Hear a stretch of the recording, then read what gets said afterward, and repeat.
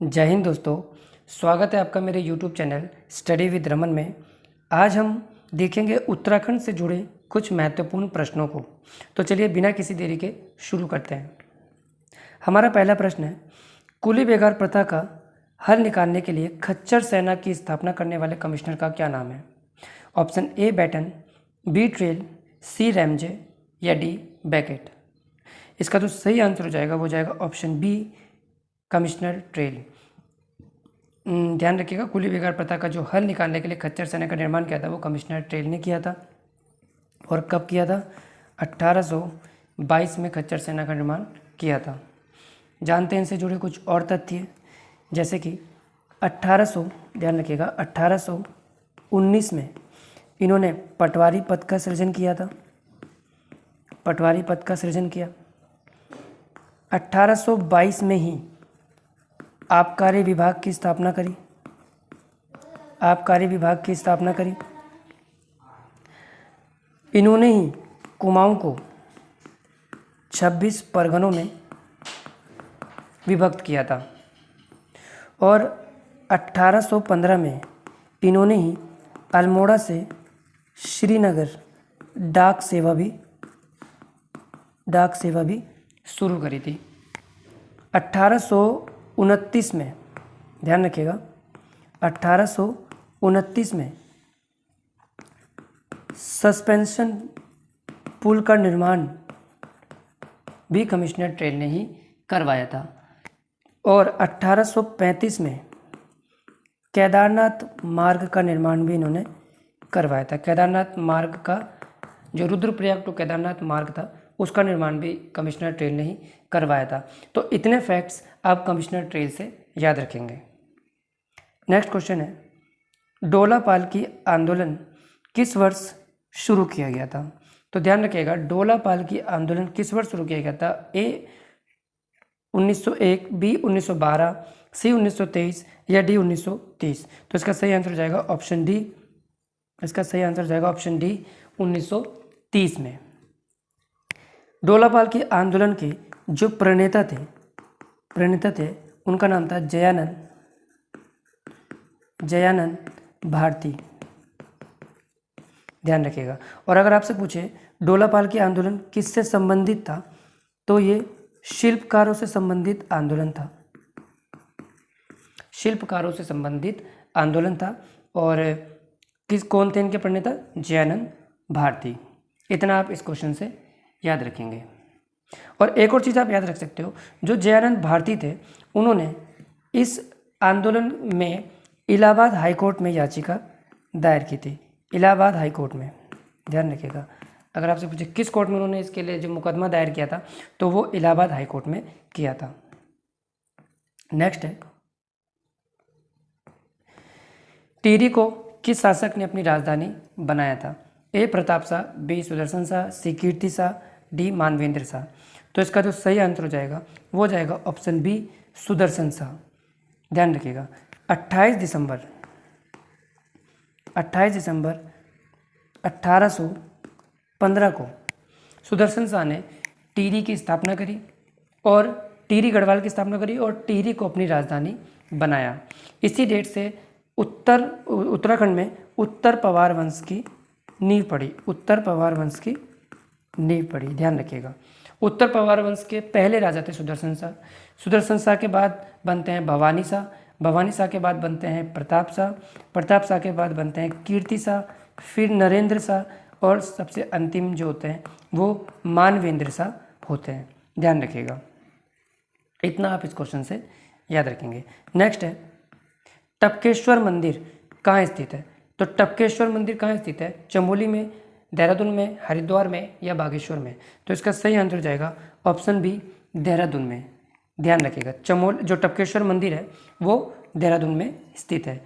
देहरादून में स्थित और मंदिर भी आपको मैं बता देता हूँ, वो भी आप याद रखिएगा। जैसे कि देहरादून में स्थित जो मंदिर है, प्रकाशेश्वर मंदिर,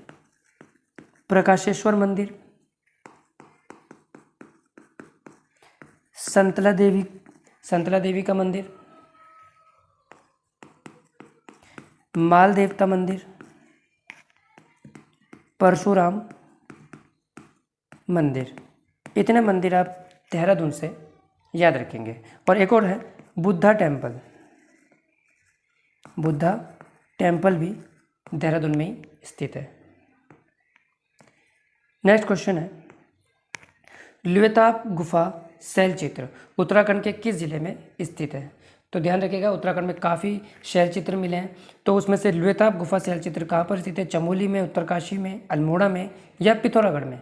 तो इसका तो सही आंसर हो जाएगा, वो जाएगा ऑप्शन सी, अल्मोड़ा में है लुएताब गुफा शैल चित्र। उत्तराखंड में जितने भी शैल चित्र हैं उनमें से कुछ के बारे में हम चर्चा कर लेते हैं। जैसे कि अगर आपसे पूछे गोरख्या उड्यार, गोरख्या उड्यार ये कहाँ पर है? ये चमोली में स्थित है गोरख्या उड्यार। अगर आपसे पूछे फड़कानोली, फड़कानोली, पेटसाल, बनकोट, हुडली, तो ध्यान रखिएगा फड़कानोली और पेटसाल दोनों ही अल्मोड़ा में स्थित हैं। बनकोट जो है वो पिथौरागढ़ में स्थित है, पिथौरागढ़ में स्थित है। और हुडली जो है वो उत्तरकाशी में स्थित है या उत्तरकाशी से मिले हैं, ऐसा आप याद रख सकते हो। तो इतने शैल चित्र याद रखेंगे। नेक्स्ट क्वेश्चन है निम्नलिखित में से किस स्थान से कैलाश मानसरोवर सबसे कम दूरी पर स्थित है? उत्तराखंड की एक बहुत प्रसिद्ध यात्रा है जिसे हम बोलते हैं कैलाश मानसरोवर यात्रा। तो वो कैलाश पर्वत और मानसरोवर झील तक ही जाती है। तो यहाँ पूछा जा रहा है कैलाश मानसरोवर के सबसे समीप उत्तराखंड का कौन सा इनमें से स्थल है?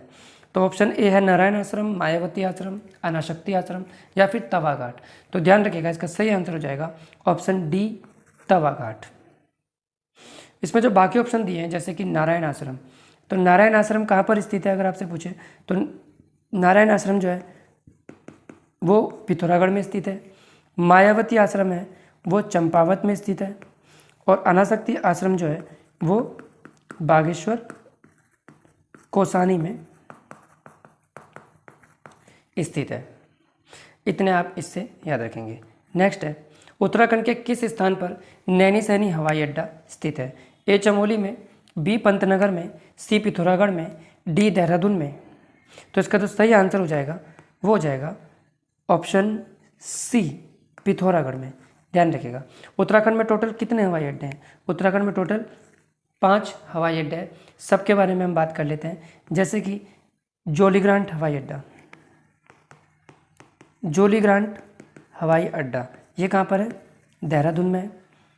गोचर हवाई अड्डा, गोचर हवाई अड्डा कहाँ पर है? चमोली में। फूलबाग हवाई अड्डा ये पंतनगर उधम सिंह नगर में है, पंतनगर उधम सिंह नगर में है। और चिन्यालीसौड़, चिन्यालीसौड़ हवाई अड्डा ये कहाँ पर है?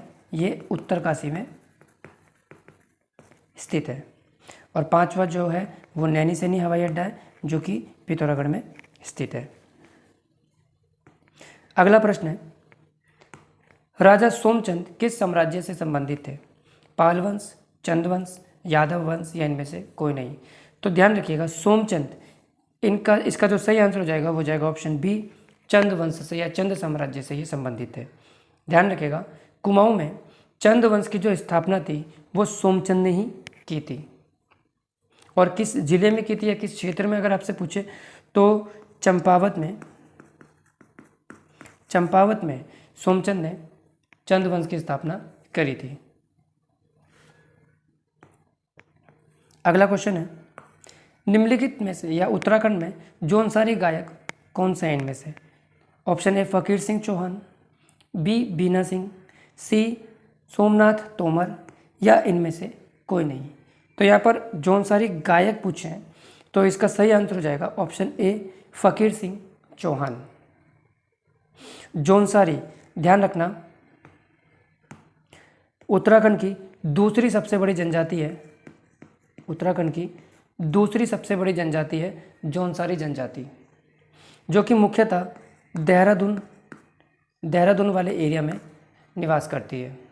जौनसार भाबर क्षेत्र और इसके ऊपर का कालसी क्षेत्र वगैरह, यहाँ पर जौनसारी जनजाति जो निवास करती है। और ये गढ़वाल की सबसे बड़ी और पूरे उत्तराखंड की दूसरी सबसे बड़ी जनजाति है। अगर आपसे पूछेगा उत्तराखंड की सबसे बड़ी जनजाति कौन सी है, तो वो हो जाएगी थारू जनजाति। ध्यान रखिएगा, थारू जनजाति। अगला प्रश्न है, पद्मश्री बसंती देवी का संबंध किस क्षेत्र से है? ऑप्शन ए जागर गायिका, बी शास्त्रीय संगीत, सी रंगमंच, या डी इनमें से कोई नहीं। तो इसका जो सही आंसर हो जाएगा वो हो जाएगा ऑप्शन ए जागर गायिका। बसंती देवी जो है वो उत्तराखंड की ही नहीं बल्कि पूरे देश की एक बहुत फेमस लोक गायक है। इनको पद्मश्री से कब सम्मानित किया गया था? ध्यान रखिएगा, इनको पद्मश्री से 26 जनवरी 2017 को सम्मानित किया गया था। 2017 को सम्मानित किया गया था। अगला प्रश्न है, उत्तराखंड में प्राचीन स्थल कफ्फर कोट स्थित है? पिथौरागढ़ में, अल्मोड़ा में, रुद्रप्रयाग में, या फिर केदारनाथ में? तो ध्यान रखिएगा, कफ्फर कोट जो है वो एक प्रकार की गुफा है और ये गुफा जो है ये कहाँ पर स्थित है? इसका आंसर हो जाएगा ऑप्शन बी अल्मोड़ा। ध्यान रखिएगा, अल्मोड़ा से जुड़ी कुछ और गुफाएं भी मैं आपको बता देता हूँ जो आपको याद रखनी है। जैसे कि अभी पीछे एक क्वेश्चन में बताई थी लाखू गुफा, जिससे हमें शैल चित्र मिले हैं, लाखू गुफा। एक है पांडुखोली गुफा, पांडुखोली गुफा। इसी पांडुखोली गुफा को त्र्यंबकम या त्र्यंबक गुफा भी कहते हैं। ध्यान रखिएगा, पांडुखोली गुफा हो गई, लाखू गुफा हो गई और त्र्यंबक गुफा हो गई। ये तीनों गुफाएं जो है वो अल्मोड़ा में स्थित है। नेक्स्ट क्वेश्चन है, उत्तराखंड की सबसे बड़ी जल विद्युत परियोजना कौन सी है? तो उत्तराखंड की सबसे बड़ी जल विद्युत परियोजना जो है वो हो जाएगा option C, without any doubt option C, Tehri जल विद्युत परियोजना। टिहरी जल विद्युत परियोजना के बारे में मैं पिछली वीडियो में काफ़ी सारे फैक्ट्स बता चुका हूँ, तो आप एक बार उसे जरूर देखिएगा। अगला प्रश्न है, जोशियारा से धरासू तक विद्युत परियोजना हेतु जल ले जाने के लिए निर्मित 16 किलोमीटर सुरंग स्थित है? ए धौली नदी पर, बी शारदा नदी पर, सी भागीरथी नदी पर, या डी अलकनंदा नदी पर? तो ध्यान रखिएगा, ये जो जोशियारा और धरासू वाले जो क्षेत्र हैं ये उत्तरकाशी में स्थित हैं। कौन से जिले में? ये उत्तरकाशी में स्थित है। और उत्तरकाशी में कौन सी नदी बहती है? भागीरथी नदी बहती है। तो इसका आंसर हो जाएगा ऑप्शन सी, भागीरथी नदी पर। भागीरथी नदी से जुड़ी कुछ विद्युत परियोजनाएं मैं आपको बता रहा हूँ, जैसे कि मनेरी भाली परियोजना, मनेरी भाली परियोजना, लिमचीगाड़ परियोजना, लिमचीगाड़ परियोजना, लोहारी नाग पाला परियोजना या लोहारी नाग परियोजना। एक और आप याद रखोगे, जखोल सांकरी परियोजना। ये सारी परियोजनाएं जो है वो भागीरथी नदी पर स्थित हैं। अगला प्रश्न है, प्रसिद्ध चंडाक मंदिर स्थित है? ए चमोली में, बी देहरादून में, सी टनकपुर में, या डी पिथौरागढ़ में? तो इसका तो सही आंसर हो जाएगा, चंडाक मंदिर जो है वो पिथौरागढ़ में स्थित है। ध्यान रखिएगा। और ये जो मंदिर है ये किस देवता को समर्पित है? अगर आपसे पूछे तो हिंदू देवता मनु को ये समर्पित है। ध्यान रखिएगा, मनु जो देवता हैं उनको समर्पित है ये चंडाक मंदिर पिथौरागढ़ में जो स्थित है। पिथौरागढ़ से कुछ और मंदिर भी आप याद रखिएगा, जैसे कि छिपला केदार, बहुत फेमस मंदिर है छिपला केदार जो कि पिथौरागढ़ में स्थित है। इसका जो महत्व है वो हरिद्वार के समान है। ऐसा क्वेश्चन आता है कि पिथौरागढ़ का कौन सा मंदिर है जिसका महत्व हरिद्वार के समान है? तो छिपला केदार इसका आंसर हो जाएगा। बैरीनाग और बिनाग का जो मंदिर है ये भी पिथौरागढ़ का बहुत फेमस मंदिर है। एक मंदिर है वहाँ पर चोमू देवता का मंदिर, ध्यान रखिएगा, चोमू देवता का मंदिर, ये भी पिथौरागढ़ में स्थित है। इसमें एक चीज़ आप याद रखिएगा, अगर आपसे चोमू पूछ रहा है तब तो आप पिथौरागढ़ बताएंगे, लेकिन उसी के स्थान पर अगर आपसे चोमुहू देवता का मंदिर पूछ लिया तो वो चंपावत में हो जाएगा। चोमू देवता पिथौरागढ़ में, चोमुहू देवता जो है वो चंपावत में है। एक और मंदिर पिथौरागढ़ का याद रखेंगे, असुर चूल्हा मंदिर, असुर चूल्हा मंदिर, ये भी पिथौरागढ़ में स्थित एक इम्पोर्टेंट मंदिर है। मंदिरों से एग्जाम में क्वेश्चन आते ही रहते हैं, इसलिए आपको हर जिले के जो मंदिर हैं वो आने चाहिए। अगला क्वेश्चन है, श्रीनगर गढ़वाल में स्थित अजयपाल का जो राजभवन था वो किस वर्ष भूकंप के कारण क्षतिग्रस्त हो गया था? ए 1805, बी 1808, सी 1803 या डी 1815? इसका जो सही आंसर हो जाएगा वो हो जाएगा सी 1803 में। ध्यान रखिएगा, जो ये 1803 में गढ़वाल में जो भूकंप आया था ये हमारे उत्तराखंड का सबसे ज़्यादा भयंकर भूकंप था। ये लगभग रिक्टर स्केल पर 9 की तीव्रता का ये भूकंप था। इसमें उत्तराखंड की, खासकर गढ़वाल रीजन की 80% से ज़्यादा जनसंख्या, ये 80% जनसंख्या जो थी वो ख़त्म हो गई थी। इसमें जो यहाँ पर पंवार वंशी जितने भी काफ़ी सारे जो राजभवन थे यहाँ पर, इंक्लूडिंग अजयपाल का जो राजभवन था वो भी यहाँ पर भूकंप के कारण क्षतिग्रस्त हो गया था। तो इतना आप इससे याद रखिएगा। और इसमें एक और चीज़ आप याद रखिएगा कि इसी भूकंप के बाद जो ये त्रासदी थी, इसी का फ़ायदा उठाकर गोरखाओं ने गढ़वाल पर आक्रमण किया। जब यहाँ पर जो शासन चल रहा था वो प्रद्युम्न शाह का शासन चल रहा था। इस त्रासदी का फ़ायदा उठाकर गोरखाओं ने यहाँ पर आक्रमण किया और प्रद्युम्न शाह को हरा दिया और यहाँ पर गोरखा वंश की स्थापना कर दी।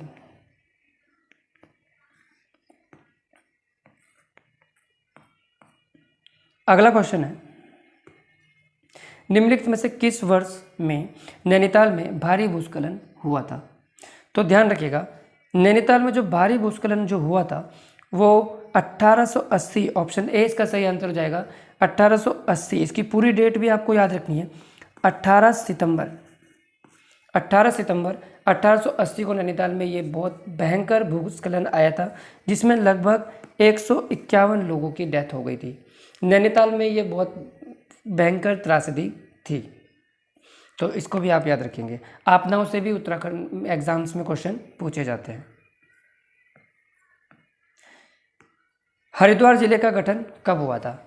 25 नवंबर 2000 को, 28 दिसंबर 1988 को, 26 नवंबर 2002 को या 8 जनवरी 1988 को? इसका जो सही आंसर हो जाएगा वो हो जाएगा ऑप्शन बी, 28 दिसंबर सन 1988 को हरिद्वार जिले का गठन हुआ था। आप एक लाइन से सभी जिलों का जो गठन है वो उनकी डेट के साथ लिख लीजिएगा। जैसे कि देहरादून का जो गठन है वो 1817 में हुआ था, पौड़ी का जो गठन है वो 1840 में हुआ था, कहीं कहीं पर 1839 भी बताया गया है। टिहरी का जो गठन है अभी पीछे मैंने बताया था आपको 28 दिसंबर 1815 को हुआ था। रुद्रप्रयाग का, देखो रुद्रप्रयाग, चंपावत और बागेश्वर, आरसीबी, इन तीनों की जो स्थापना, इनका जो गठन की जो तारीख है वो लगभग थोड़ी आसपास की है, तो इसको आप याद रखिएगा। रुद्रप्रयाग का जो गठन हुआ था वो 16 सितंबर को हुआ था 1997 को। आरसीबी, रुद्रप्रयाग का गठन हुआ था 16 सितंबर 1997 को। चंपावत का होता है 15 सितंबर 1997, सन इनके सेम है। बागेश्वर का होता है 15 सितंबर 1997। अल्मोड़ा और नैनीताल, इन दोनों का गठन भी सेम ही है, लगभग 1891 या कहीं कहीं पर 1892 भी दिया हुआ है किसी किसी बुक्स में, तो आप दोनों सन इसमें याद रखेंगे। अल्मोड़ा और नैनीताल का गठन कब हुआ था? 1891 या 1892। उधम सिंह नगर, उधम सिंह नगर की जो स्थापना होती है वो 30 सितंबर 1995 को होती है। तो इस तरीके से आप, और हाँ चमोली, चमोली, पिथौरागढ़ और उत्तरकाशी, इन तीनों की स्थापना भी सेम डेट को हुई थी, 24 फरवरी 1960 को। तो इस तरीके से आप सभी जिलों के जो गठन है वो एक साथ लिख लेंगे ताकि आपको याद करने में आसानी हो। अगला प्रश्न है, कुमाऊं मोटर्स ओनर्स यूनियन की स्थापना किस वर्ष हुई थी? Option A 1938, option B 1939, option C 1940 या इनमें से कोई नहीं। तो इसका जो सही आंसर हो जाएगा वो हो जाएगा ऑप्शन बी 1939 में कुमाऊं मोटर्स ओनर्स यूनियन की स्थापना हुई थी। और इसकी स्थापना कहाँ हुई थी अगर आपसे पूछेगा तो इसकी स्थापना हुई थी काठ गोदाम में, जो कि नैनीताल में स्थित है। काठ गोदाम नैनीताल में इसकी स्थापना हुई थी। इसका जो मुख्यालय है वो रामनगर में स्थित है, रामनगर में स्थित है। देखिए यहाँ पूछा गया है कुमाऊं मोटर्स ओनर्स। अगर आप कुमाऊं की जगह आपसे गढ़वाल मोटर्स पूछे, गढ़वाल मोटर्स ओनर्स यूनियन की स्थापना पूछे तो इसकी स्थापना ध्यान रखिएगा 1941 में हुई थी। कहाँ पर हुई थी? कोटद्वार में हुई थी। और गढ़वाल मोटर्स ओनर्स यूनियन की जो मुख्यालय है वो कहाँ पर है? ऋषिकेश में इसका मुख्यालय है। अगर कुमाऊं और गढ़वाल तो मैंने आपको बता दिया, अगर इसी के स्थान पर आपसे टिहरी मोटर्स ओनर्स कोऑपरेटिव जो यूनियन है इसकी स्थापना अगर आपसे पूछ ले तो आप बताएंगे 1950 में इसकी स्थापना हुई थी। और एक और चीज़ आप इससे याद रखेंगे, एक और लास्ट फैक्ट है, आपसे अगर पूछे गढ़वाल, देखिए कुमाऊं की जगह है गढ़वाल मोटर्स, ओनर्स की जगह पर यूजर्स लिखा हुआ है, ध्यान रखिए। गढ़वाल मोटर्स यूजर्स यूनियन की जो स्थापना है वो आपसे पूछे तो उसे आप बताएंगे 1953 को इसकी स्थापना हुई थी। तो इतने सन आपको याद रखना है इनसे। अगला क्वेश्चन है, निम्नलिखित में से कौन बोक्सा जनजाति के त्योहार हैं? ए होंगण, बी डेलिया, सी गोटरे या ये सभी। तो इसका जो आंसर हो जाएगा वो ऑप्शन डी हो जाएगा, ये सभी। ये सभी जो त्यौहार हैं वो बोक्सा जनजाति से संबंधित है। ध्यान रखिएगा, हमारे उत्तराखंड में कुल कितनी जनजातीय समूह पाए जाते हैं? तो कुल कितने शेड्यूल ट्राइब्स पाए जाते हैं? 5। कौन कौन से? बोक्सा, थारू, जौनसारी, भोटिया और राजी। ये हमारे उत्तराखंड में पाई जाने वाली 5 जनजातीय समूह हैं। इन जनजातियों को पांचों की पांचों जो जनजाति, इनको कब जनजाति घोषित किया गया था? तो ध्यान रखिएगा 1967 में इन्हें जनजाति घोषित किया था। और जनजाति घोषित करता कौन है? राष्ट्रपति ही घोषित करेगा। जनजातियों के स्थान पर अगर आपसे पूछ ले उत्तराखंड में कितनी अनुसूचित जाति उपस्थित है, SC, तो शेड्यूल कास्ट कितने हैं? 65 है। और इनको कब अनुसूचित जाति घोषित किया था? तो वो किया था 1976 में। इतना आप इनसे याद रखेंगे। हमारा अगला क्वेश्चन है, स्वतंत्र भारत का पहला तकनीकी विश्वविद्यालय कौन सा है? ऑप्शन ए भारतीय प्रौद्योगिकी संस्थान रुड़की, या बी भारतीय प्रौद्योगिकी संस्थान खड़गपुर, सी भारतीय तकनीकी विश्वविद्यालय दिल्ली, या D Govind Vallabh Pant engineering college Pauri. तो इसका जो सही आंसर हो जाएगा वो हो जाएगा ऑप्शन ए भारतीय प्रौद्योगिकी संस्थान रुड़की, यानी कि IIT रुड़की। ये कौन से ज़िले में स्थित है? हरिद्वार ज़िले में स्थित है। ध्यान रखिएगा, इसकी जो स्थापना हुई थी वो 1847 में थॉमस स्कूल ऑफ इंजीनियरिंग के नाम से हुई थी। 1847 में थॉमस स्कूल ऑफ इंजीनियरिंग के नाम से इसकी स्थापना होती है और इसे 1949 में यूनिवर्सिटी का दर्जा दिया जाता है। एक डेट और आपको इससे याद रखनी है, 21 सितंबर, ध्यान रखिएगा 21 सितंबर 2001 को इसे 7वें IIT, देश के 7वें IIT के रूप में मान्यता मिल जाती है। तो इतना आप इस क्वेश्चन से याद रखेंगे। तो ये थी हमारी आज की वीडियो। आशा करता हूँ आपको सभी प्रश्न जो हैं वो अच्छे लगे होंगे। तो इसी तरीके से जुड़े रहिए मेरे चैनल के साथ। धन्यवाद।